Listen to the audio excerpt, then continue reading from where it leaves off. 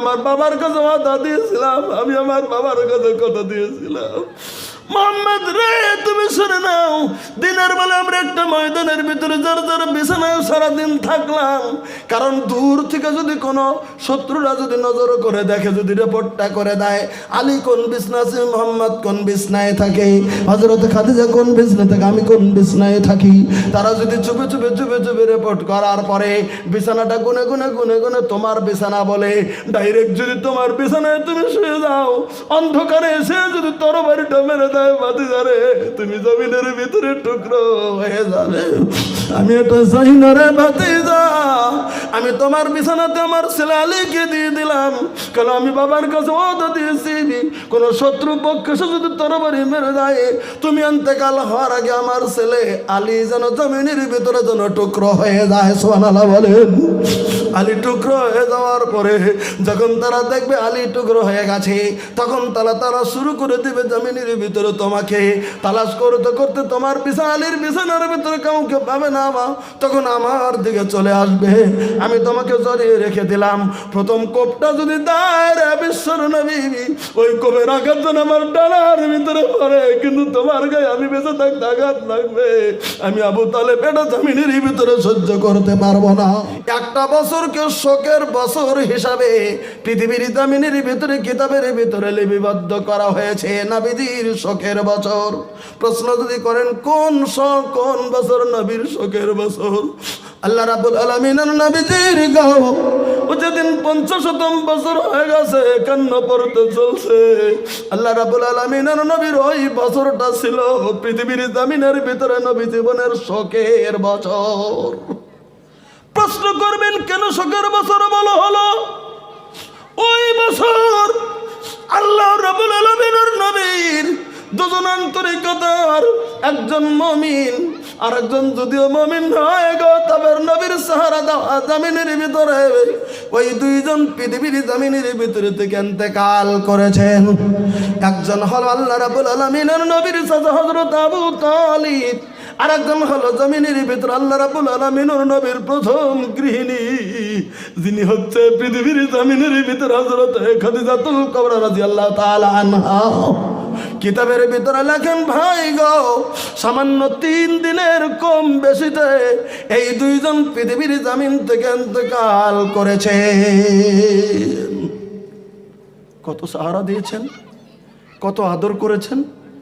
এবার আদরের একটু কথাটা আপনাদের কাছে তুলে ধরছি, তাহলে আপনারা বুঝতে পারবেন আবু তালেবকে নিয়েও কেন শোক ঘোষণা করা হলো নবী সাল্লাল্লাহু আলাইহি ওয়াসাল্লামের জন্য। আবু তালেব এমনই একজন লোক ছিল পৃথিবীর জমিনে, যদিও কালেমা গ্রহণ করে নেয়নি, কিন্তু পৃথিবীর জমিনে আল্লাহ রাব্বুল আলামিনের নবীকে, আমাদের নবীকে যদিও ভাতিজা ছিল, শুধু ভাতিজাই দেখেনি, নিজের কলিজার থেকে যেমন মনে হয় পৃথিবীর জমিনের ভিতরে বেশি ভালোবেসেছেন আবু তালিব তার ভাতিজাকে। বলবেন কেন গো? আমি আপনাদের কাছে প্রমাণটা তুলে ধরছি। হযরত আবু তালিব গো, আল্লাহ রাব্বুল আলামিনের নবীকে যখন মক্কার কুরাইশেরা যখন সোশিয়াল বয়কট করে দিয়েছিল, যখন বলে দিয়েছিল আবু তালিব রে, তুই যদি মুহাম্মদকে সঙ্গে করে নিয়ে যদি এখান থেকে যদি তুই দূরে না সরে যাস, তোদের কাছে খানা দানা বিক্রি করা হবে না, তোদের সঙ্গে কোনো কথা বলা হবে না, তোদের সঙ্গে কোনো মিলমাল নাই, তোদেরকে সামাজিক বন্ধ দিয়ে দিলাম।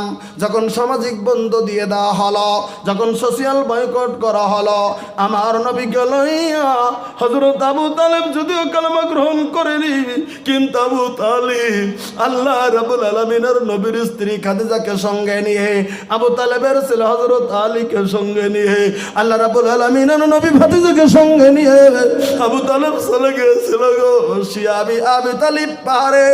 একদিন নয়, 2 দিন নয়, 3 বছর ছিল সেই সোশিয়াল বয়কটে শিয়াবি আবি তালিব পাহাড়ের কাছে। শিয়াবি আবি তালিব পাহাড়ের ভিতরে ছিল।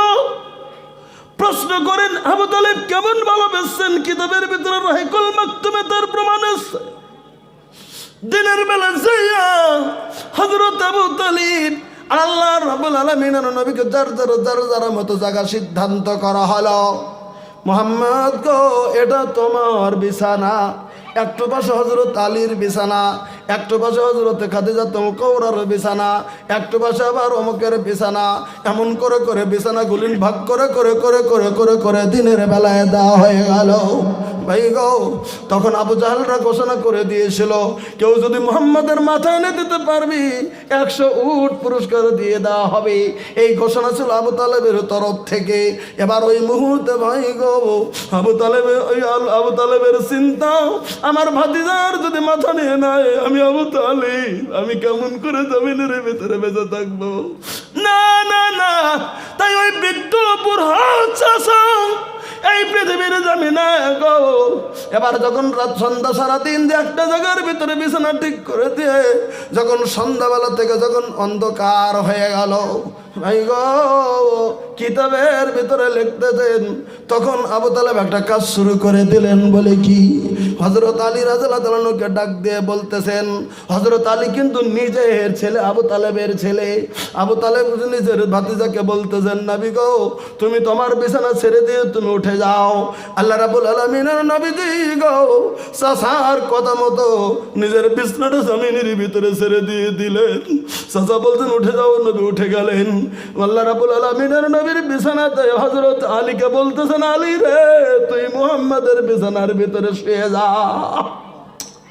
খুব কথাটা চিন্তা করবেন, মুহাম্মাদের বিছানার ভিতরে তুই শুয়ে যা। সারাদিন তুই তোর বিছানায় ছিলি, কিন্তু রাত্রিবেলায় তুই আমার ভাতিজা নবী মুহাম্মাদের বিছানায় তুই শুয়ে যা। কেউ বুঝতেছে না আবু তালেব এরকম কেমন করছে, বিছানা কেন বদল করতেছে।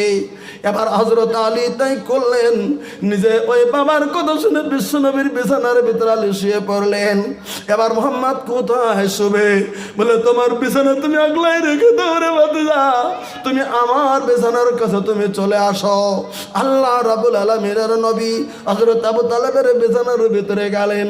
আবু তালিব নিজের হাত এরকম করে জড়িয়ে ওই যে ওই 45 বছর 46 বছর বয়সের আখেরি নবী 45 বছরের ভাতিজাকে নিজের কোলের ভিতরে নিয়ে হযরত আবু তালেব রাত্রিটা কাটাইতে শুরু করে দিলেন।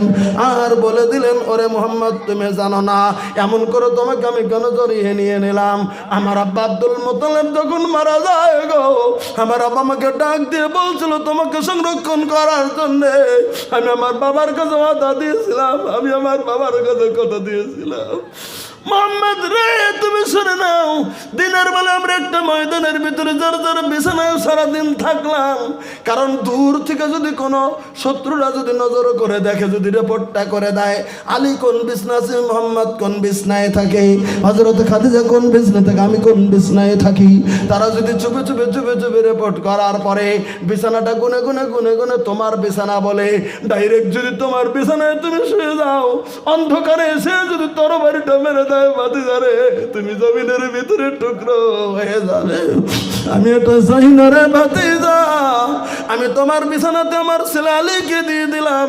কারণ আমি বাবার কাছে ওয়াদা দিয়েছি, কোন শত্রু পক্ষে যদি তরবারি মেরে দেয়, তুমি ইন্তেকাল হওয়ার আগে আমার ছেলে আলী যেন জমিনের ভিতরে যেন টুকরো হয়ে যায়। সুবহানাল্লাহ বলেন। আলী টুকরো হয়ে যাওয়ার পরে যখন তারা দেখবে আলী টুকরো হয়ে গেছে, তখন তারা শুরু করে দিবে জমিনের ভিতরে তোমাকে তালাশ করতে করতে তোমার আলীর বিছানার ভিতরে কাউকে পাবে না। তখন আমার দিকে চলে আসবে, আমি তোমাকে জড়িয়ে রেখে দিলাম। প্রথম কোপটা যদি দেয় রে বিশ্বর নবী, ওই কোপের আঘাত যেন আমার ডানার ভিতরে পড়ে, কিন্তু তোমার গায়ে আমি বেঁচে থাকতে আঘাত লাগবে, আমি আবু তালেব এটা জমিনের ভিতরে সহ্য করতে পারবো না। লোকটা কিন্তু কালেমা নাইনি, লোকটা কিন্তু মুসলমান নয়, লোকটা কিন্তু কালেমা পড়ে নাইনি, কিন্তু বাবার কাছে ওয়াদা দিয়েছিল আমার ভাতিজাকে আমি দেখে দেখে রাখবো। তাই খুলুন হাদিস, খুলুন ইতিহাস, খুলুন বেরিয়ে যাবে আল্লাহ রাব্বুল আলামিনের নবীকে এরকম করে হযরত আবু তালেব জড়িয়ে জড়িয়ে জড়িয়ে জড়িয়ে জমিনের ভিতরে রেখে দিয়েছিলেন। ওজনে আবু তালেব যদি মারা গেল, আল্লাহ রাব্বুল আলামিনের নবী দুঃখ পেয়ে গেলেন। হযরত খাদিজা 3 দিন পর ইন্তেকাল হয়ে গেলে নবীর অন্তরের ভিতরে জমিনের ভিতরে আঘাতের উপর আঘাত লেগে গেল। এটা ছিল তাই শোকের বছর। আমার ভাইরা গো, একটা কিতাবের ভিতরে একটু বাড়তি করে লিখেছেন, যদিও সেটা সহিহ রাওয়ায়াত আসছে কি আসেনি, তবে একটু বাড়তি করে লিখে দিয়েছেন। আল্লাহ রাব্বুল আলামিনের নবীর স্ত্রী হযরত খাদিজাতুল কুবরা রাদিয়াল্লাহু তাআলা যখন ইন্তেকাল করেন, খাদিজা যখন ইন্তেকাল করেন জান কান্দানি শুরু হয়ে গেছে। আল্লাহ রাব্বুল আলামিনের নবী দেখে বুঝতে পেরেছেন খাদিজার সময় পৃথিবীর জমিনের ভিতরে আর বেশি নাই। মানুষ মারা যাওয়ার আগে জান কান্দানি শুরু হলে কোনো কোনো সময় কিন্তু বোঝা যায় যে মনে হয় লোকটা আর ফিরবে না, এরকম বোঝা যায় না ভাই? বোঝা যায় কিছু কিছু মুরব্বীর। আল্লাহ নবী বুঝে নিয়েছেন খাদিজা মনে হয় আর টিকবে না। হযরত খাদিজাও জেনে নিয়েছেন আমার দম বন্ধ হয়ে আসছে, আমি মনে হয় বেশি সময় টিকবো না। আল্লাহর নবী বললেন, খাদিজা রে, তুমি আমার কোলের ভিতরে তুমি মাথাটা উঠিয়ে দাও। আমার ভাইরা 65 বছর বয়সের বিবি 50 পেরিয়ে যেতে চলছে নবীর বয়স 50 বছর বয়সের স্বামী, ওই বিবি গা নবীর কোলের উপরে সেদিন মাথাটা তুলে দিয়েছেন। কোলের ভিতরে মাথা দিয়ে আল্লাহ রাব্বুল আলামিনের নবীর চেহারার দিকে হযরত খাদিজা তাকায় আর র করে চোখের পানি ঝুরঝুর করে ছেড়ে দিয়ে হযরত খাদিজা রাদিয়াল্লাহু তাআলা না কান্না করে। যখন হযরত খাদিজা কান্দে আল্লাহ রাব্বুল আলামিনের নবী খাদিজার কান্না দেখে বললেন, খাদিজা হে বিবি, তুমি তোমার মরণের সময়ে এমন করে তুমি রোদন করে কান্না করতেছ, তুমি কি কবরের ভয়ে তুমি এমন কি করতেছ রে? খাদিজাতুল কুবরা রাদিয়াল্লাহু তাআলা আনহা হযরত খাদিজা তখন কথা বলতে পারে না ঠিক মতো করে, ইশারায় বলে দিতে চলছেন, না না না গো স্বামী আমার, শুধু কবরের কথা চিন্তা করে কান্দি না, বলে কান্দ কেন গো? তখন হযরত খাদিজা আস্তে আস্তে আস্তে আস্তে নবীর কাছে বলতে শুরু করে দিলেন, স্বামী গো, একটাই কারণে আমি বারবার করে কেঁদে উঠতেছি। এতদিন আপনার চাচা ছিল জমিন, আপনার চাচা তো জমিনের ভিতরে নাই, আমি ছিলাম জমিনের ভিতরে। হযরত খাদিজা গো, কুরাইশের নেতারা, দুশ্মনেরা, আপনার ইসলামের দুশ্মনেরা, আপনার দুশ্মনেরা আপনাকে যখন বাড়িতে, আমার বাড়িতে যখন মারতে চলে আসতো, কেউ লাঠি নিয়ে আসতো মারবে আপনাকে, কেউ অস্ত্র নিয়ে আসতো মারবে আপনাকে জমিনের ভিতরে, আমি খাদিজাতুল কুবরা যখন বুঝতে পারতাম আপনাকে মারার জন্য চলে এসেছে, আমি বৃদ্ধা হইলেও আমি দৌড়ে যাইয়া, আমি আপনার সম্মুখে দাঁড় হয়ে যাইয়া, আমি আমার আসলের কেনারার ভিতরে আপনাকে নিয়ে বলে দিয়েছিলাম আমাদেরকে মারবে যদি তোরা মার, আমার গায়ের ভিতরে তোরা মার, আমার শরীরে রক্তবিন্দু থাকা পর্যন্ত আমি আমার স্বামীকে জমিনের ভিতরে আঘাত পাইতে দেব না। আমি ছিলাম মক্কার সম্মানিত মহিলা, আমি ছিলাম মক্কার ধনাঢ্য মহিলা, আমি ছিলাম মক্কার বংশের সম্ভ্রান্ত সম্ভ্র মহিলা। আমি যখন কথা বলতাম তখন আমার ইজ্জতের দিকে তাকিয়ে আপনার গা আঘাত না করে সবাই আপনার কাছ থেকে ঘুরে চলে যেত। নবী গো, আমার বারবার বারবার বারবার করে শুধু মনে হতে চলছে, আমি যদি পৃথিবীর জমিন থেকে যদি বিদায় নিয়ে যাই গো, কোন আপনার শত্রু যদি আপনাকে মারতে আসে, ওই আঘাতগুলি না আপনার গায়ের ভিতরে পড়বে, আপনাকে ধরার মতো কোনো লোক তো জমিনের ভিতরে নাই। এই কথা মনে করে আমি কান্না শুরু করে দিয়েছি। আল্লাহ রাব্বুল আলামিনের নবী তখন চোখের পানি টপটপা হয়ে গেছে। খাদিজা কথা বলেছেন, তখন ওই ছোট্ট মেয়েটি 8 বছরের ফাতেমাতুজ জাহরা মার কথা ডেকে ডেকে বলতেছেন, মা গো, মা গো, তুমি কান্না করিয়েন না গো মা, আমি আপনার মেয়ে আছি জমিনের ভিতরে, আপনি যদি পৃথিবী ছেড়ে যদি চলে যান গো মা, আমি পৃথিবীর জমিনের ভিতরে থেকে যাচ্ছি, আল্লাহ যদি আমাকে যদি বাঁচিয়ে রাখে জমিনের ভিতরে, মা গো, আমি যতদিন বেঁচে থাকবো আপনার মরণের সময় ওয়াদা দিলাম, আমার আব্বাকে কেউ মারতে আসলে আমি ফাতেমাতুজ জাহরা আমার আব্বার সম্মুখে দাঁড়িয়ে যাব, আমার আব্বার গায়ে আমি আঘাত লাগতে দেব না।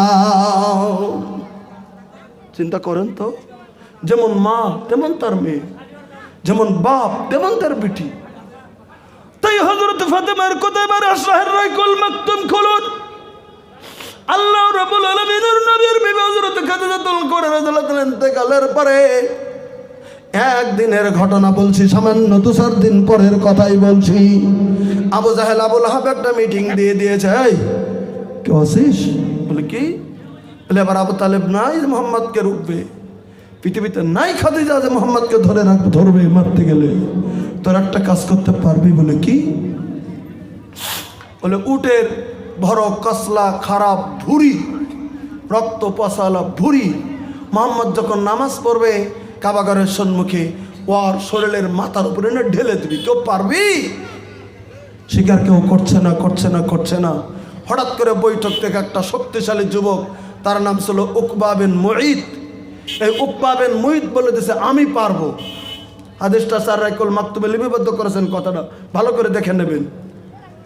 বলে আমি পারবো। তাই বলে হ, ঠিক আছে, কালকে আমরা তামসা দেখবো, তুই নবীর মাথার উপর ভুঁড়ি ঢেলে দিবি।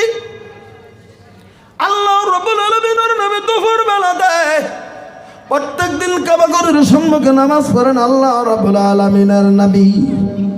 ওই দিন আব্বাস অনুযায়ী চলে গিয়েছেন গো, কিন্তু ফাতেমা তাজহারা জামিনের ভিতরে নিজের বাবাকে দেখে দেখে দেখে দেখে দেখে দেখে দেখে দেখে রাখে, কারণ কোন সময় শত্রু সে আমার আব্বাকে জামিনের ভিতরে অত্যাচার শুরু করে দেয়, দেখে দেখে রাখে। তাই বলে একটু আগেই দেখেছেন বাবা গেলেন দুক দুক করে নামাজ পড়ার জন্য, বাবা নামাজ পড়ছে। এদিকে উকবা বিন মুঈত উটের একটা বড় বুড়ি, কসলালা গবরালা কাসলা বুড়ি, ওই বুড়ি বড় বুড়িটা লইয়া গো আল্লাহ রাব্বুল আলামিনের নবী যখন নামাজের ভিতরে যখন সেজদায় চলে গিয়েছে, ওই কসলা পচা বুড়িটা আল্লাহ রাব্বুল আলামিনের নবীর উপরে ঢেলে দিয়েছে।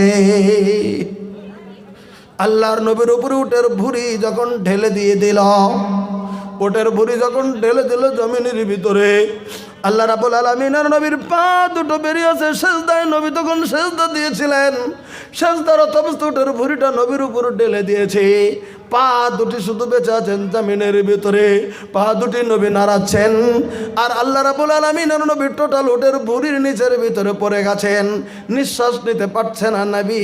এদিকে আল্লাহ রাব্বুল আলামিনের নবী কসমাস করছেন বের হওয়ার জন্যে, কিন্তু না না, হযরত ফাতেমা তাজহারা নিজের বাড়ি থেকে উকি মেরে দেখেছেন। কেবলই তো বাবাকে দেখলাম, বাবা কোথায়? নজর করে দেখে বাবাকে দেখা যায় না, একটা পুটলার মতো দেখা যায়। দৌড়ে দৌড়ে চলে আসলেন ফাতেমা তাজহারা। হায় হায়, কে রে? আমার বাবার উপরুটির ভুঁড়িটা এমন করে ঢেলে দিয়েছ। ওরা খিলখিল খিলখিল করে দূর থেকে হাসছে, আবু জাহেলের দল কিলকিল করে হাসছে। হযরত ফাতেমা তাজহারা কাঁদছে, আর হযরত ফাতেমা তাজহারা চেষ্টা করছে কুস্তি করছে উটের ভুঁড়িটা সরিয়ে দেওয়ার জন্য, পারছে না, পারছে না। হযরত আবু বকরের কানের ভিতরে ফাতেমার কান্নার আওয়াজটা চলে গেছে। হযরত আবু বকর সিদ্দিক রাদিয়াল্লাহু তাআলা চলে এসেছেন। কিরে ফাতেমা এমন করে কাঁদছো? বলে দেখেন আমার আব্বাকে কে যেন উটের পশলা ভুঁড়িটা তুলে দিয়েছে। হযরত ফাতেমা তাজহারা আবু বকর মিলে দুইজন মিলে উটের ভুঁড়িটা সরিয়ে দিল। কিতাবের ভিতরে লেখে আল্লাহ রাব্বুল আলামিনের নবী সেদিন ফাতেমা তাজহারাকে বললেন, ফাতিমা রে বেটি রে, ভালোই করেছিলি তুই এখানে চলে এসেছিলি, আমার নিঃশ্বাসটা বন্ধ হয়ে গেছিল রে বেটি, আর সামান্য সময় যদি দেরি করে আসতি বেটি রে, মনে হয় তোর আব্বাকে এই পৃথিবীর জামিনের ভিতরে আর জিন্দা দেখতে পারতি না। আমার বলার উদ্দেশ্য হলো, অত কষ্ট করেছেন পৃথিবীর জমিনের ভিতরে নবী, কিন্তু পৃথিবীর জমিনের ভিতরে আমার নবী ওই কবুলিয়াতের দোয়াটা পৃথিবীর জমিনের ভিতরে নেয় নাই। একবার সুবহানাল্লাহ বলেন। আল্লাহ রাব্বুল আলামিনের নবী কবুলিয়তের দোয়া নিলেন না।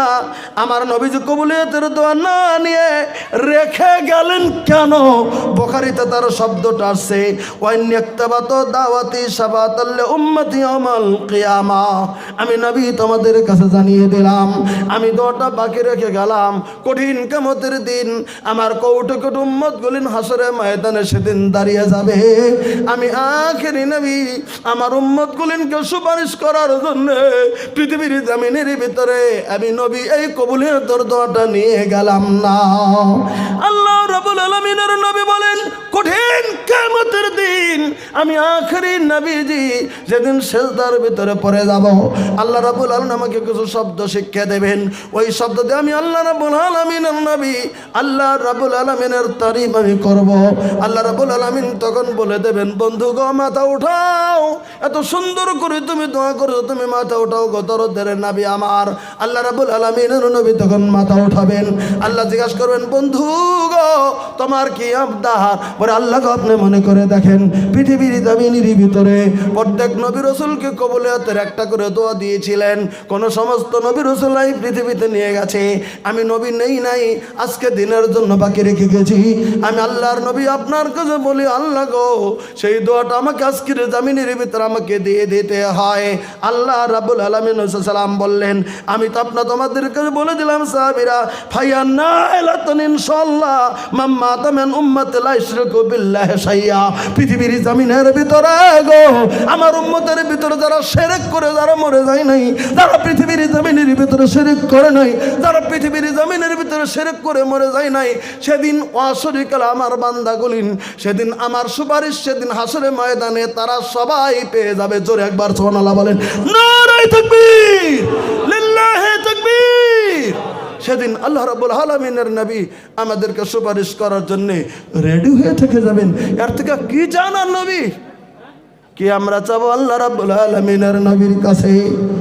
আমরা কি দাবি করব নবীর কাছে গো, যিনি এত কষ্ট করলেন পৃথিবীর জমিনের ভিতরে, কিন্তু আমাদের জন্য আল্লাহ রাব্বুল আলামিনের নবী কিন্তু ওই যে ধৈর্য ধরে গেছেন পৃথিবীর জমিনের ভিতরে। কিন্তু কারা নবীর সুপারিশ পাবে না? কোন মানুষগুলির নবীর কাছাকাছি যেতে পারবে না, কোন মানুষগুলির নবীর ধারে কাছে যেতে পারবে না। এবার একটা হাদিস বুখারী শরীফ থেকে কিতাবুত তাওহীদ থেকে 3য় খণ্ড থেকে আপনাদের কাছে তেলাওয়াত করছি, তাহলে বুঝতে পারবেন আল্লাহ রাব্বুল আলামিনের নবীর সুপারিশ কারা পাবে না।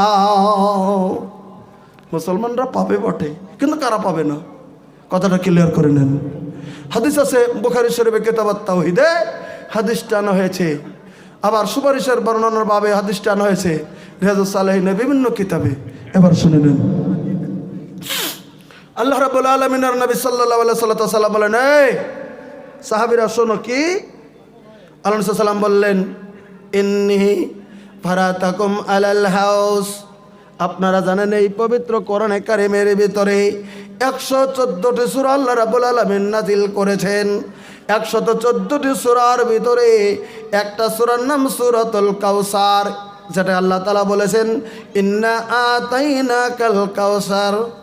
অন্তত পৃথিবীর জমিনে অন্যান্য সূরা যদি মুখস্থ নাও থাকে, সূরা কাউসার আর কুল্লুস সূরা এটাও মোটামুটি মানুষের মুখস্থ আছে। কোন কথা ঠিক কি নয়? এই শর্ট দুটো আমরা নামাজ পড়ি না তানা দিয়ে পড়ি, আর কুল্লুস সূরা দিয়ে সুন্নত নামাজগুলো বেশি অংশ সবসময় গেলে আমরা এটা দিয়েই পড়ি। অত সুন্নত নামাজে লম্বা সূরা পড়তে হয়, অত সময় কার আছে, ধৈর্যই বা কার আছে? খালি ইন্নাতানা আর কুল্লুস সূরা, ইন্নাতানা কুল্লুস সূরা, ইন্নাতানা কুল্লুস সূরা, এটা আমরা পড়ে থাকি বেশি অংশ মোটামুটি ধরে। তাহলে এই সূরাটা তো জানা আছে, ইন্না আতাইনাকাল কাউসার, জানা আছে না নাই?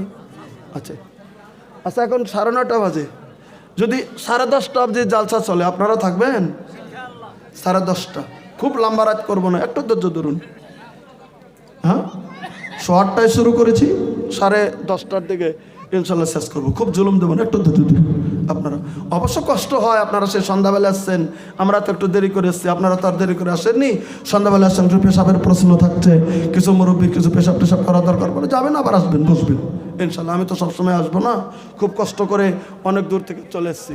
তো যাজ্ঞা কাজে গতিকে আপনাদের কাছে বলে দিতে চলছি যে আল্লাহ নবী সাল্লাল্লাহু আলাইহি সাল্লামের আর একটা হাদিস বলে আমি যে খুতবায় মাসুন আয়াত পড়েছি তার দিকে এগিয়ে যাব। এবার শুনে নেন আল্লাহ নবী সাল্লাম কি বললেন। ইন্নী ফারাতাকুম আলাল হাউস, হাউজে কাউসারের মালিকের মতো করে দায়িত্ব আল্লাহ রাব্বুল আলামিনের নবী নিজেই থাকবেন। একবার জোরে সুবহানাল্লাহ বলেন। কোন নবী দায়িত্ব থাকবেন না গো, আমাদের নবী হাউজে কাউসারের নবী সাল্লাম আমাদের নবী দায়িত্ব থেকে যাবেন, কাউসারের ঘাটের ভিতরে থেকে যাবেন। এবার আল্লাহ রাব্বুল আলামিন সাল্লাম বলেন, মান মাররা আলাইয়া শারেবা, আমি নবী তোমাদের কাছে জানিয়ে দিলাম যে এই সমস্ত উম্মত আমার উম্মত গুলিন গো আমার কাছে কাছে কাছে কাছে কাছে কাছে সেদিন চলে যাবে, ওই মানুষগুলিনকে আমি নবী যে হাউজে কাউসারের পানি সেদিন পান করিয়ে দেব। সুবহানাল্লাহ কবেন না? আমাদের নবীর কাছে যারা যারা যাবে, মান মাররা আলাইয়া শারিবা, যারা যারা নবী সাল্লাল্লাহু আলাইহি ওয়াসাল্লামের কাছে যাবে তারা তারাই সেদিন হাউজে কাউসারের পানি পান করবে। আবার জোরে সুবহানাল্লাহ বলেন। আচ্ছা, আমাদের যাওয়ার আশা আছে না নাই? একটু জোরে বলেন, আছে না নাই? এবার শোনেন, হাউজে কাউসারের পানি থাকবে দুধের থেকে সাদা। দুধের থেকে কি থাকবে? মধুর থেকে থাকবে মিষ্ট, রং থাকবে দুধের থেকে সাদা, আর তার স্বাদ থেকে মধুর থেকে মিষ্টি। আল্লাহ রাব্বুল আলামিন আর নবী বলেন বলে কি গো, আমান আমান আমান শারিবা লাম ইয়াজমা আবাদা। বুখারীর হাদিস এসেছে, আল্লাহ রাব্বুল আলামিন আর নবী বললেন বলে কি, ওই যে ওই হাউজে কাউসারের পানি এত কিমত, এত শক্তি, এত মর্তবা তার ভিতরে রয়ে গেছে। কোন বান্দা যদি গো হাসরের ময়দানে এক ফোঁটা হাউজে কাউসারের পানি একবার যদি জিহ্বার ভিতরে দিয়ে দিতে পারে, আল্লাহ রাব্বুল আলামিন রাসূলুল্লাহ বলছেন, ওমান শারাবা লাম ইয়াজমা আবাদা, কোটি কোটি কোটি কোটি বছর চলে যাবে, ওই লোকটার আর নতুন করে পানির পিপাসা লাগবে না। অত মর্তবা পানি হাউজে কাউসারের পানি। এবার আল্লাহ রাব্বুল আলামিন সাল্লাম বললেন, লাইরিদান্না আলাইয়া আকওয়ামন, দলে দলে দলে দলে কওমগুলো আমার কাছে সেদিন যেতে যেতে যেতে যেতে যেতে যেতে থাকবে। আমি নজর করে দেখব, থাকবে লাইরিদান্না আকওয়াম, আমার কাছে দলে দলে দলে দলে আসতে থাকবে। হঠাৎ করে গো সুম্মা ইউহালু বাইনি ওয়া বাইনাহুম, হঠাৎ করে উপর থেকে একটা বিরাট বড় দেওয়াল বাবাটা একটা পর্দা পড়ে যাবে, আমার আর ওদের মধ্যে পর্দা পড়ে যাবে। আমি আল্লাহ রাব্বুল আলামিনের নবী তোমাদেরকে জানিয়ে দিলাম, বলে লাইরিদান আলাকামন আরিফহুম ওয়া ইয়ারিফুনানি, ওই দলে দলে কোটি কোটি মানুষগুলি সেদিন আমাকে চিনবে, তাই আমার দিকে সেদিন এসে সেদিন আমার কাছে পানি পান করবে। আমরা সবাই নবীর উম্মত, নবীকে চিনে নেব, তাই নবী সাল্লামের কাছে সেদিন যাব, আল্লাহর নবী পানি পান করাবে, হাউজে কাউসারের পানি পান করে আমরা আবার ময়দানে ফিরে আসবো। জোরে একবার সুবহানাল্লাহ বলেন। তখন কিন্তু আল্লাহর নবী বলেন, হঠাৎ করে একটা বিরাট বড় মোটা পর্দা আমার আর ওদের মধ্যে পড়ে যাবে। হঠাৎ করে একটা পর্দা যখন পড়ে যাবে, পর্দাটা যখন পড়ে গেল, সেদিন ওই মুহূর্তে আমি আল্লাহ রাব্বুল আলামিনের নবী চিন্তিত হয়ে যাব। আল্লাহ রাব্বুল আলামিনের কাছে বলবো, আল্লাহ গো ফাকুল ইন্নাহুম মিন্নি, আমি আমার উম্মত বাকি রয়ে গেল, আমি চিনি আল্লাহ, তুমি কেন মোটা দেওয়াল ফেলে দিলে ওদের মধ্যে, আমার মধ্যে তুমি কেন মোটা দেওয়াল ফেলে দিলে গো আল্লাহ, আমি চিনি ওগুলো আমার উম্মত জমিনের ভিতরে বাকি রয়ে গেল। আল্লাহ তাআলা তখন বলে দেবেন, ফায়ুকাল, আল্লাহর তরফ থেকে তখন বলে দেওয়া হবে, নবী গো আমিও তো জানি এগুলি না আপনার উম্মত বটে, কিন্তু নবী আপনি জানেন না। বলে কি? বলে ইন্নাকা লা তাদরি মা আহাদাসু বাদাকা, নবী গো আপনি জানেন না গো নবী, আপনার ইন্তেকালের পরে এরা নতুন নতুন দিনের উদ্ভব করে পৃথিবীর জমিনের ভিতরে এরা চলেছে। আপনার আমলের সঙ্গে তার আমল জমিনের ভিতরে মিল ছিল না, আপনার শরীয়তের সঙ্গে তার শরীয়ত জমিনের ভিতরে মিল ছিল না। আপনি যে ঢঙে নামাজ পড়েছেন, আপনার ঢঙে নামাজ এরা পড়ে নাই। আপনি যেমন করে বসে খেয়েছেন, আপনার বসার মতো করে বসে আর খায় নাই। আপনি যেমন করে হাঁটছেন, আপনার মতো করে আর হাঁটে নাই। আপনি যেমন করে যাকাত দিয়েছেন, আপনার মতো করে আর দেয় নাই। নবী গো এরা মন মতলবী নিজেরা ফতোয়া বানিয়ে বানিয়ে বানিয়ে বানিয়ে পৃথিবীর জমিনের ভিতরে চলছে।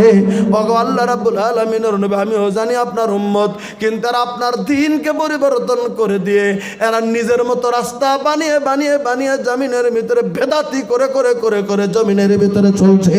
ওগো আল্লাহ রাব্বুল আলামিনের নবী, ওই জন্য আপনার উম্মত হয়ে গেলেও আপনার দ্বীনকে পরিবর্তন করে পৃথিবীর জমিনে যে নতুন দিনের উপরে চলেছে, আমি আল্লাহ রাব্বুল আলামিন সহ্য করি নাই। ওই জন্য এদের মধ্যে আপনার ভিতরে পর্দাটা ফালিয়ে দিলাম। তখন নবী একদম নবী বিশ্ব নবী তখন একটা কথা বলবেন, ওই সমস্ত লোকদেরকে দেখে রেগে বলবেন, বলে সুকান সুকান লেমান গাইয়ারা বাদি, দূর হয়ে যা, দূর হয়ে যা, তোরা আসতেছিলি, তোরা আসিস না, পর্দা পড়ে গেছে। কারণ দূর হয়ে যা লেমান গাইয়ারা বাদি, আমার ইন্তেকালের পরে তোরা আমার শরীয়তকে তোরা উল্টা পুল্টা করে দিয়েছিলি, আমার শরীয়তের কানুন উল্টা পুল্টা করে দিয়েছিলি। আমি নবী যেরকম শরীয়তের হুকুম দিয়েছিলাম তোরা মেনে নাস নাই, ওই জন্য আজকে তোরা পৃথিবীর জামিনের ভিতরে আমি নবী আমার হাউজে কাউসারের পানি তোর সুপারিশ আমার তরফ থেকে তোরা পাবি না। আজকে নাম দিয়েছে মুসলমান পৃথিবীর জমিনে, কিন্তু কর্ম আছে জমিনের ভিতরে বেঈমান। নাম দিয়েছে জমিনের ভিতরে মুসলমান, সুন্নত বাদ দিয়ে কাম করছে জমিনের ভিতরে বেদাত। জমিনের ভিতরে নাম দিয়েছে মুসলমান, নবী সাল্লাল্লাহু আলাইহি ওয়াসাল্লামের আদর্শ নষ্ট করে অন্য আদর্শ জমিনের ভিতরে চালিয়ে দিয়েছি আমরা। জমিনের ভিতরে এই মুসলমান বর্তমান পৃথিবীর জমিনে নিজের ভাগ মতো শরীয়তের মশলাগুলি ফিট করে করে জমিনের ভিতরে চলছি। এরকম বিভিন্ন জায়গাতে এরকম চলছে না, চলে নাই? জোরে বলেন। চলছে। তারা সেদিন নবীর সুপারিশ পাবে না, নবীর শাফায়াত তারা পাবে না। আমার ভাইরা কাজে গতিকে আমি বলছিলাম, বলে না, আমরা যদি পৃথিবীর জমিনে আল্লাহর নবীর সুপারিশ পেতে চাই, তাহলে নবী যেগুলিন কথা বলেছেন, আল্লাহ যেগুলিন কথা বলেছেন, আল্লাহর নবী যেগুলিন কথা বলেছেন, সেই আমলগুলি আমাদেরকে করতে হবে। বলবেন দেখতে যে আমলটা ছোট দেখা যায়, না, দেখা যায় ছোট। যদি একটা প্রশ্ন করে, বলে কি খাতার মধ্যে একটা প্রশ্ন করেছে, এখানে কি প্রশ্ন করেছে? বলে বর্তমান পশ্চিমবাংলার মুখ্যমন্ত্রীর নাম কি? নাম্বার আছে 1, লিখে দাও নামটা। নামটা আর মনে নাই। এ ভদ্রলোক করেছে কি, খাতাটা হাতে নিয়ে লিখছে, বর্তমান যে পশ্চিমবাংলার মুখ্যমন্ত্রী, উনি ছেলে নয়, উনি মেয়ে মানুষ। দেখেন কথাটা ভালো করে বুঝে নেবেন। ইনি ছেলে মানুষ নয়, ইনি মেয়ে মানুষ। ইনি হাওয়াই স্যান্ডেল পেন্দে, ইনি শাড়ি কাপড় পেন্দে, এনার বিয়ে হয়নি। ইনি যেখানে যায় লক্ষ লক্ষ মানুষ জমায়েত হয়। ইনি ভালো বক্তব্য দেয়। একবার রেলমন্ত্রী ছিলেন, ছিলেন, ছিলেন, ভারতের দায়িত্ব নিয়ে বিভিন্ন জায়গায় ঘোরাফেরা করেন। পশ্চিমবাংলায় তো সবাইকে সবাই করেন, আমরা তাকে দিদি বলে ডাকি। এডি লেখা দিছে, আর আরেকজনের ছোট্ট করে লেখা দিছে শ্রী মমতা বন্দ্যোপাধ্যায়। বাস, মমতা ব্যানার্জি। আচ্ছা, 1 নাম্বার আছে, নাম্বারটা এই পাবে না? বলছে দিদি, হয় স্যান্ডেল, সরি, হেটো ওটো হেনো তেনো। আচ্ছা, নাম্বারটা কে পাবে? জোরে বলবেন, জোরে বলবেন। 2 নাম্বারে যে শুধু নামটা বলে দিয়েছে, নাম্বারটা আছে, উনি পাবে। বলেন কথা ঠিক কি নয়? আর তুমি দুনিয়া ওড়াইছাও, মেঞ্জ করেছাও না, তুমি শূন্য পাবে। পরীক্ষাকে তোমাকে শূন্য দিবে, কারণ তুমি দুনিয়া ওড়াইছাও। তোমাকে দেখা যায় তুমি আমল করো জমিনের ভিতরে একদম দুনিয়া জুইরা, কিন্তু নবীর তরিকার সাথে তোমার আমলের মিল নাই। তোমার আমল সেদিন ফেসে যাবে, তোমার আমল সেদিন আল্লাহর দরবারে কবুল হবে না। এটা লক্ষ্য করে পৃথিবীর জামিনে আমাদেরকে আমল করতে হবে। কথাটা মনে থাকবে তো? আর যারা বলেন মনে থাকবে তো? আজকে বর্তমান কোরআন হাদিস খুল্লা হয়ে আছে পৃথিবীর জামিনে। কোরআন হাদিস স্টাডি করুন, নবী কেমন করে চলেছেন সেভাবে চলুন, নবী কেমন করে নামাজ পড়েছেন সেভাবে পড়ুন, নবী কেমন করে খেয়েছেন সেভাবে খান, নবী কোনগুলিকে হারাম করেছে তা হারাম বলুন, নবী কোনটাকে হালাল বলছে এটা হারাম বলুন। মন মতলবী দুনিয়া জড়িয়ে লাভ নাই। শুধু আমি টাচ দিয়ে গেলাম কথাটা। এবার আসুন, আমি খুতবায়ে মাসনুনায় 2টি আয়াত তেলাওয়াত করেছিলাম। একটি আয়াতের শুধু ব্যাখ্যা আপনাদের কাছে করতে যাব। একটা প্রশ্ন করছে ভাই আপনাদের কাছে, আপনাদের জানা আছে তবে তবুও বলেন, এই পৃথিবীর জামিনে, গোটা পৃথিবীতে যত মসজিদ বানানো হয়েছে গোটা পৃথিবীর জামিনে, কোন মসজিদটা পৃথিবীতে সর্বপ্রথম বানানো হয়েছে? জোরে বলেন। কি বললেন? মসজিদে আকসা। আরো বলেন মসজিদে আকসা। আরো বলেন হারাম। আরো বলেন। বাস। এখন যদি বলেন এই গ্রামের নাম কি? হ্যাঁ, ছত্রহাটি। যারা ছোট আছেন, যারা 10-15 বছরের বাচ্চা, ওরা তো ঘুম থেকে উঠে এই মসজিদটাই দেখছে। এখন ওরা যদি কাজে পৃথিবীতে এটাই সর্বপ্রথম, কারণ আমরা জন্ম থেকে তো এটাই দেখছি, অন্য মসজিদ তো দেখিনি, এটাই সর্বপ্রথম মসজিদ। যদি আমি বলি এরা তো তাই বলবে। আল্লাহ রাব্বুল আলামিন জবাব দিয়ে দিচ্ছেন এই পবিত্র কোরআনে কারিমে। 114টি সূরা আছে, তার ভিতরে একটা সূরার নাম সূরাতুল আল ইমরান। সূরা আল ইমরানের 96 নম্বর আয়াতটা কালকে সকালবেলা বাড়িতে বের করে দেখবেন। আল্লাহ রাব্বুল আলামিন জবাবটা দিয়ে দিয়েছেন। পৃথিবীর জমিনে কোন মসজিদটা পৃথিবীর জমিনের ভিতরে সর্বপ্রথম বানানো হয়েছে? আল্লাহ রাব্বুল আলামিন বলে দিলেন, আউযু বিল্লাহি মিনাশ শাইতানির রাজিম। ইন্না ইন্না আউওয়ালা বাইতিন উজিয়া লিন-নাসি লাল্লাযী বিবাক্কাতা মুবারাকাও ওয়া হুদাল লিল আলামিন। আল্লাহ রাব্বুল আলামিন তেলাওয়াত করে বুঝিয়ে দিলেন, পৃথিবীর মানুষেরা শুনে নাও, আমি আল্লাহ রাব্বুল আলামিন তোমাদের কাছে জানিয়ে দিলাম, ইন্না আউওয়ালা বাইতিন উজিয়া লিন-নাসি লাল্লাযী বিবাক্কাতা, গোটা পৃথিবীর জমিনের ভিতরে মানুষ ইবাদত বندگی করবে, মানুষ উপাসনা করার জন্য এটা ঘর স্থাপিত করা হয়েছিল। ওই ঘরটা পৃথিবীর জমিনের ভিতরে পৃথিবীর অন্য কোথাও হয় নাই, গোটা পৃথিবীর মধ্যস্থলে আমি আল্লাহ রাব্বুল আলামিন একটা ঘর নির্মিতের প্রস্তাব দিয়ে দিয়েছিলাম। সেই ঘরটা হলো বাক্কাতে, তার মানে মক্কাতে। সেই ঘরটা হচ্ছে মসজিদুল হারাম। জোরে একবার সুবহানাল্লাহ কোন, একটু জোরে কোন, আর একটু জোরে কোন সুবহানাল্লাহ। গোটা পৃথিবীর জমিনে সর্বপ্রথম যে ঘরটা আল্লাহ রাব্বুল আলামিন মানুষের ইবাদতের জন্য সৃষ্টি করলেন, উপাসনা করার জন্য, ওই ঘরটা মক্কাতে আল্লাহ রাব্বুল আলামিন স্থাপনের ব্যবস্থা করে দিয়েছিলেন। তার মানে সেই ঘরটাই হচ্ছে বাইতুল্লাহ, তার মানে মসজিদ হারাম, যাকে আমরা জমিনের ভিতরে বলি। বলেন কথা ঠিক নয়? এই ঘরের তিনটা বিশেষত্ব আল্লাহ রাব্বুল আলামিন কোরআনের আয়াতের ভিতরে বলে দিলেন।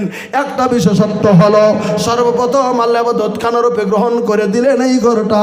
নাম্বার 2 গো, এই ঘরটার কথা আল্লাহ রাব্বুল আলামিন বললেন, বলে কি, আমি আল্লাহ তাআলা বলে দিলাম মুবারাকান, এই ঘরটা হচ্ছে বরকতময় ঘর, আল্লাহ তাআলা বলে দিয়েছেন।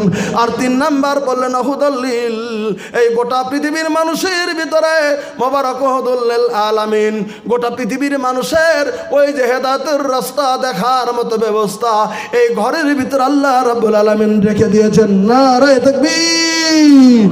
তাহলে এই ঘরটা হলো মক্কাতুল মুকাররমার ভিতরে, তার মানে এই ঘরটার নাম মসজিদ হারাম। আমরা খুব ভালো করে জানি এটা বাইতুল্লাহ, আমরা জানি এটা আমাদের কাবা। গোটা পৃথিবীর মানুষগুলিন এই কাবার দিকে রুখ করে করে পৃথিবীর মানুষগুলিন পৃথিবীর জমিনের ভিতরে, তাই আমরা নামাজ পড়ি। এটাই পৃথিবীর জমিনের ভিতরে সর্বপ্রথম মসজিদ। এটা কোরআন থেকে বললাম, তবে বুখারী শরীফে একবারে ক্লিয়ার করা আছে হাদিসটা। বুখারী শরীফে হাদিসটা ক্লিয়ার করা আছে। একজন সাহাবীর নাম হযরত আবু যর। বলেন তো কি নাম বললাম? আবু যর। হযরত আবু যর গফারী রাদিয়াল্লাহু তাআলা আনহু একবার আল্লাহর নবী সাল্লাল্লাহু আলাইহি সাল্লামকে ডাইরেক্ট প্রশ্ন করেছেন। আবু যর রাদিয়াল্লাহু তাআলা বলেন, কুলতু ইয়া রাসূলুল্লাহ, আমি বললাম ওগো আল্লাহ রাব্বুল আলামিনের নবী, আপনি বলে দেন তো কি আইয়ু মসজিদিন উজিয়া ফিল আরদি আউয়াল। বুখারীর ইবারত এটা। হযরত আবু যর বললেন, ওগো আল্লাহ রাব্বুল আলামিনের নবী, এই পৃথিবীর জমিনে সর্বপ্রথম কোন মসজিদটা স্থাপিত হয়েছে আপনি জানিয়ে দেন।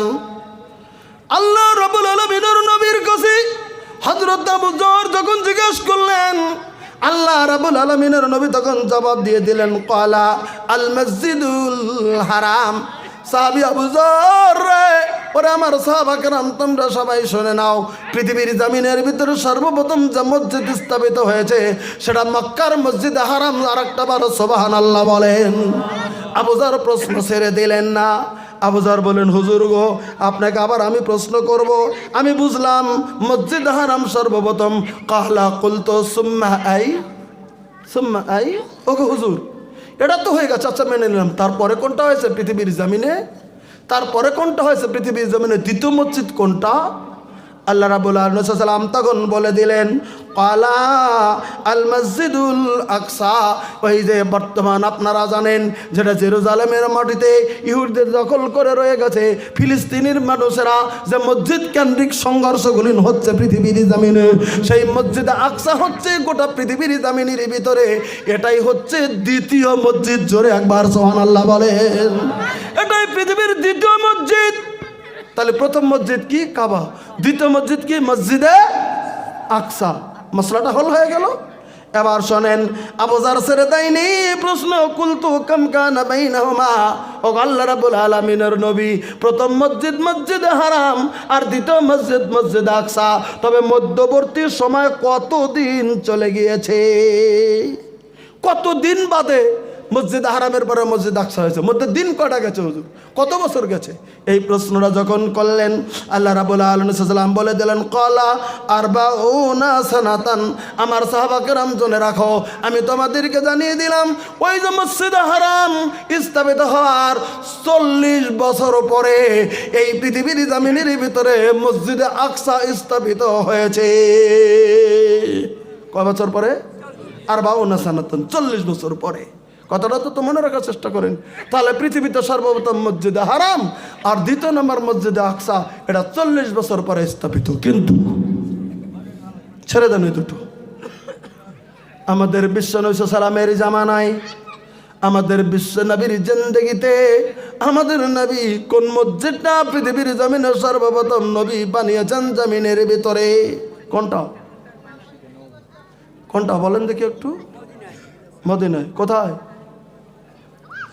আমার বিশ্ব নবী তার জীবনের 53তম বছরে, আমার বিশ্ব নবী জীবনের 53তম বছরে মক্কা থেকে হিজরত করে তিনি মদিনার দিকে রওনা হয়েছেন। বলেন কথা ঠিক কি নয়?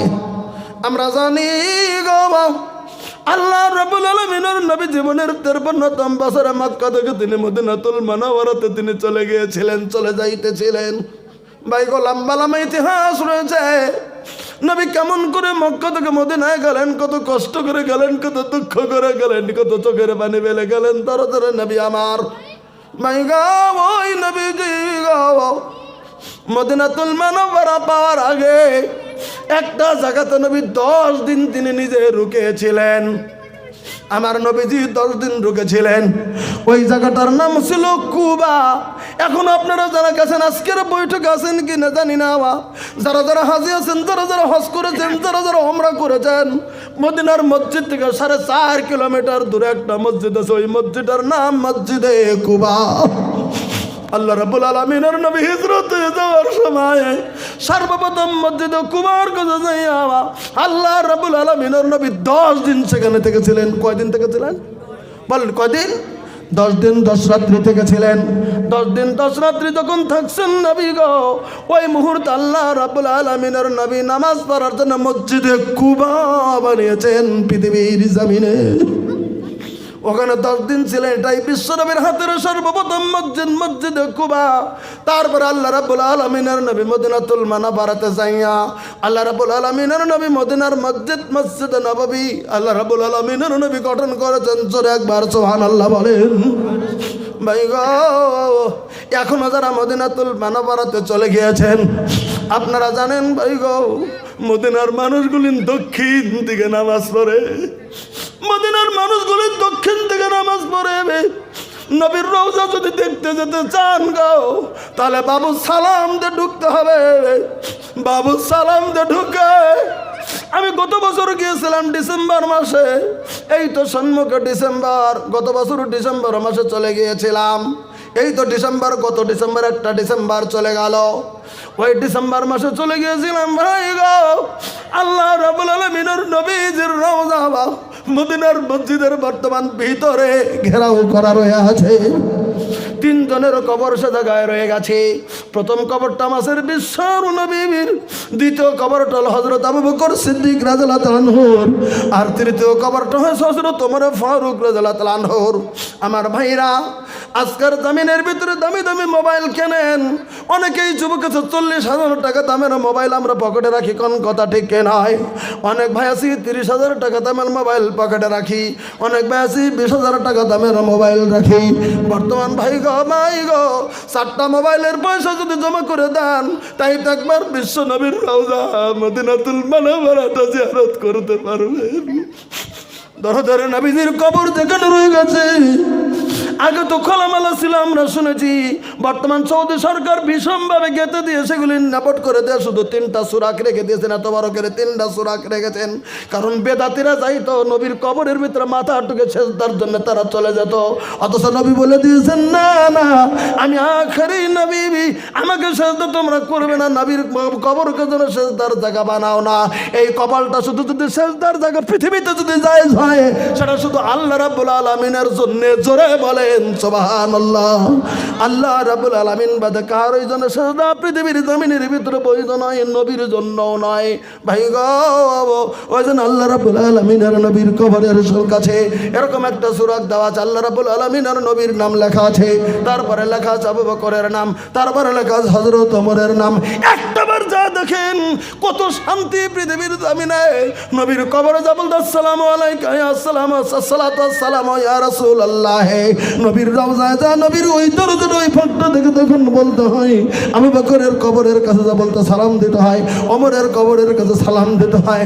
আমার মায়েরা গো, ওই মদিনাতুল মুনাওয়ারার মসজিদ আল্লাহ রাব্বুল আলামিনের নবী করেছিলেন ওই সময়, আজ থেকে 1450 বছর আগে। তবে একটা কথা দ্ব্যর্থ কণ্ঠে বলে দেই, আল্লাহ রাব্বুল আলামিন সাল্লাম বলেছেন লা তুসাদ্দুর রিহাল ইল্লা ইলা সালাসাতি মাসাজিদান। হাদিস বুখারী শরীফের ভিতর হাদিস আছে সালাসাতি মাসাজিদান। আল্লাহ নবী সাল্লাল্লাহু আলাইহি সাল্লাম বললেন, গোটা পৃথিবীর জমিনের ভিতরে সমস্ত মসজিদে তুমি যাবে, কোন মসজিদই তোমার নেকি বাড়তি হবে না। তবে গোটা পৃথিবীর জমিনে 3টা মসজিদের কথা আল্লাহর নবী বলেছেন, কোথায় নেকির উদ্দেশ্য তুমি সফর করতে পারো না, তবে 3 জায়গায় নেকির উদ্দেশ্য তুমি সফর করতে পারবে। 1 নম্বর মসজিদে হারাম, 2 নম্বর মসজিদ আকসা, 3 নম্বর মসজিদে নববী। এই 3টা জায়গায় তুমি যদি যাও গো নেকির উদ্দেশ্যে, আমি বিশ্বর নবী জায়েজ ঘোষণা করে দিলাম, জোরে একবার সুবহানাল্লাহ বলেন। কারণ মসজিদে হারাম যেটা আছে, হারামের একটা হুদুদে হারাম আছে, হুদুদে হারাম আছে। ওই হুদুদে হারামের কথা নবী বলেছেন, ওই হুদুদে হারামের ভিতরে কেউ যদি জীবনে 1 রাকাত যদি নামাজ পড়ে গো, 1 রাকাত নামাজ পড়লে পৃথিবীর যত বড়ই জামে মসজিদ হোক, 1 লাখ রাকাত নামাজ পড়লে যে নেকিটা হবে, হারামের হুদুদের ভিতরে 1 রাকাত পড়লে একই সমান নেকি হয়ে যাবে। এটা আল্লাহর নবী ঘোষণা করেছেন। ওরকম মসজিদে নববীতে 1000, মসজিদ আকসাতে 1000, আমার বাইরে এমন করে বাড়তি নাকি রয়েছে। আর মসজিদে কুবা সর্বপ্রথম বিশ্বর নবী যেটা মসজিদ বানিয়েছিলেন, ওখানে যদি কেউ 2 রাকাত নামাজ পড়েন, তাহলে একটা ওমরার নেকি আল্লাহ তাআলা দান করে দেয়। সেগুলির ফজিলত আমি বলতে চাই না। তাছাড়া পৃথিবীর সব মসজিদ সমান ভাই গো, সমস্ত মসজিদ বানান সমান, সমস্ত মসজিদের নেকি সমান। আপনার যে মসজিদে নামাজটা পড়বেন, যেমন নেকি পাবেন দিল্লিতে যে নামাজ পড়লে একই নেকি পাবেন, মালদা টাউনের মসজিদে নামাজ পড়লে যে নেকিটা পাবেন, আপনার গ্রামের জামে মসজিদে নেকি পড়লে একই সমান নেকি পাবেন। একই মালদা, দিল্লি, কলকাতা, নাখোদা মসজিদ দেখতে গেছেন, ভাবলেন মসজিদ দেখতেছে নেকি হয়ে গেল। আপনার গ্রামের মসজিদ দেখলে যদি নেকি হয়, ওখানেও নেকি হবে। এটাই হচ্ছে পারমালা, কিন্তু কম বেশি কোনো নেকি পৃথিবীর সবরের ভিতরে কোথাও হবে না। আমার ভাইরা, একটা হাদিস শুধু বলে আমি শেষের দিকে যেতে চাইছি। ভাই গো, আল্লাহ রাব্বুল আলামিনের নবী সাল্লাল্লাহু আলাইহি সাল্লাম মদিনার মসজিদের কাছে আছেন। হাদিসটা বুখারী শরীফ থেকে তেলাওয়াত করছে, বাহির থেকে করেনি। মদিনার মসজিদে আছেন, হঠাৎ করে একটা যুবক ছেলে আল্লাহ রাব্বুল আলামিনের নবীজির কাছে চলে এসেছেন। একটা যুবক ছেলে আল্লাহর নবীর কাছে চলে এসেছেন, এসে নিজের মায়ের গুণ গাইতে শুরু করছেন। হুজুর, আমার মা ভালো ছিল, আমার মা ভালো ছিল, আমার মা নামাজি ছিল, আমার মা পরহেজগার ছিল, আমার মা ভালো ছিল, আমার মা ভালো ছিল, আমার মা দানকারী ছিল। বয়ান করছে, আচ্ছা ঠিক আছে, তোমার মা এরকম ছিল, এরকম ছিল, এরকম ছিল। মা বললেন ঠিক আছে। নবীর কাছে কথাটা বলে দিলেন নবী। নবী যে এবার বুখারীর এবার ওটা শুনে নেন সুন্দর করে। ওই যুবকটা নবীর কাছে বলতেছেন, নবী জি গাও ইন্না উম্মি উবতুলিতাত নাফসুহা। আরে ওর মাটা হঠাৎ করে ইন্তেকাল করেছেন। অনেক সময় দেখবেন মানুষ ওই যে এই জমিনের ভিতরে স্টক হয়ে হঠাৎ করে মারা যায়, এরকম মারা যায় না, যায় না। হঠাৎ করে নামাজ পড়তে সেজদায় গেছে, লোকটা মারা গেছে। হঠাৎ করে বিছানায় শুয়েছে, লোকটা মারা গেছে। হঠাৎ করে দাঁড়িয়ে আছে, হঠাৎ করে চেয়ারের ভিতরে পড়ে গেল, মারা গেল। এরকম অনেক মানুষ এরকম করে হঠাৎ মারা যায়। ওই ছেলেটার মা হঠাৎ করে মারা গিয়েছিল, তাই ছেলেটা নবীর কাছে বলতেছেন, ইন্না উম্মি উবতুলিতাত নাফসুহা। হুজুর গো, আমার মা হঠাৎ করে ইন্তেকাল করেছে, আমার মা হঠাৎ করে ইন্তেকাল করেছে। আছে, নবী আমি একটা কথা জানি বলে কি ওয়াজুন্নুহা লাউ তাকাল্লামাত লাতা সাদ্দাকাত, আমি জানি নবীজি গো, আমার ধারণা, আমার ধ্যান ধারণা, আমার গোমান, আমার মা যদি বেঁচে থাকতো, আমার মা যদি 1 ঘন্টা বেঁচে থাকতো, আমার মা যদি আধা ঘন্টা বেঁচে থাকতো, আমার মা যদি 10 মিনিট কথা বলতে পারতো, লাউ তাকাল্লামাত শব্দ ব্যবহার করেছেন হাদিসে, আমার মা যদি কথা বলতে পারতো, আমার মা যদি 1 ঘন্টা বেঁচে থাকতো, আমার সঙ্গে যদি কথা বলতে পারতো, লাউ তাকাল্লামাত লাতা সাদ্দাকাত, আমার মা অজস্র দান করে যেত গো নবী। নবীজি গো, আমার মা তো মরে গেল, কবরে শুয়ে দিয়েছি, একটা মাসলা জানার জন্য আপনার কাছে চলে এসেছি নবী গো। ফাহাল্লাহা আজরুন ইন আফাতু সাদ্দাকতু আনহা, নবীজি গো, নবীজি এবার আমি আমার মা তো কবরে শুয়ে দিয়েছি, আমি তার ছেলে হইয়া, আমি মার জন্যে, আমি ছেলে হয়ে, আমি আমার মার জন্যে, আমি আমার মার নামে, আমি আমার মার কথা স্মরণ করে, আমি আমার ডাইরেক্ট মার জন্যে আমি যদি আল্লাহর রাস্তায় খয়রাত করি, আমার মা কি নেকিটা কবরে পাবে কি পাবে না? প্রশ্নটা করেছেন এই যুবক সাহাবী। ইন আফাতু সাদ্দাকতু আনহা, আমি যদি আমার মার তরফ থেকে দেই, আমার মা কি নেকিটা পাবে? আল্লাহ রাব্বুল আলামিনের নবী তখন বললেন, সাহাবীরে ফাকালা নাম, আমি নবী তোমাদেরকে জানিয়ে দিলাম, তুমি শুনে রাখো রে সাহাবী, তুমি যদি ছেলে হওয়ার পরে তুমি যদি তোমার মার নামে তুমি যদি ডাইরেক্ট খয়রাত করো, তুমি তোমার মার নামে যদি তুমি ডাইরেক্ট দাও, তুমি তোমার মার নামে যদি তুমি খরচ করো, তুমি তোমার মার নামে যদি তুমি দানটা করো, তোমার মাটা কবরে নেকিটা পেয়ে যাবে। একবার সুবহানাল্লাহ বলেন। হাদিস কিন্তু বুখারীর জয়ীফ হাদিস নয়, কথাটা গুরুত্ব দেবেন। ফাকালা নাম, আল্লাহর নবীর নাম বলে দিলেন, হ্যাঁ সুযোগ বাক্য জমিনের ভিতরে বলে দিলেন। আমার ভাইরা, এই হাদিসের আমার মতে বোঝা যায়, মা যদি কবরে শুয়ে আছে, বাবা যদি কবরে শুয়ে আছে, কোনো সন্তান যদি বাবা মার নামে ডাইরেক্ট যদি দান দেয়, বাবা মা সেটা নেকিটা পেয়ে যায়। জোরে একবার আলহামদুলিল্লাহ বলেন। আমার ভাইরা, বা আজকে আপনাদের এই গ্রামে একটা মসজিদ কেন্দ্রিক জালসা আপনারা নিজেরাই দিয়েছেন। মসজিদটা উন্নত করতে হয়, মসজিদে কিছু মুক্তব পড়াতে হয়, মসজিদে কিছু কাজ করতে হয়, মসজিদের কিছু কাজে গিয়ে নিতে হয়, মসজিদে দুটো ভালো বারান্দা দিতে হয়, মসজিদে দুটো ভালো দেওয়াল দিতে হয়, মসজিদে দুটো কাজের জন্য ব্যস্ত করা হয়। আমার ভাইরা গো, ওই মসজিদের জন্য আবদার করেছেন কমিটির তরফ থেকে। আমি আপনাদের কাছে বলছি, এই জামিনের ভিতরে আল্লাহ রাব্বুল আলামিন সাল্লাম বলেছেন যে পৃথিবীর জামিনের ভিতরে মসজিদ বানায় আল্লাহ তাআলা তার জন্য বালাখানা বানায়। আমি এবার জন্য আগেই বলেছিলাম। আমার ভাইরা গো, এবার আপনাদের কাছে বলতে, ভাইরা আল্লাহর নবীর হাদিসকে শুধু আমল করার জন্য আজকের বৈঠকে আমি সর্বপ্রথম একটা লোক আপনাদের কাছে দেখতে চাই, যে বাবা মা পৃথিবীর জামিনের ভিতরে নাই, বাবা কবরের ভিতরে শুয়ে আছে, মা কবরের ভিতরে শুয়ে আছে, মাটা মাটির নিচে শুয়ে আছে, মাকে দেখার মতো শক্তি নাই, বাবাকে দেখার মতো শক্তি নাই, বাবা কবরে শুয়ে আছে। আজকের গোটা বৈঠকের ভিতরে একটা মুরব্বী যদি বলি, আমার মা কবরে জামিনের ভিতরে, আমি আমার বাবা মা বাবার কথা মনে করে আজকে জামিনের ভিতরে আমি মাত্র 5,000 টাকা মসজিদে দেব। গোটা বৈঠকে একটা লোক চাইছি।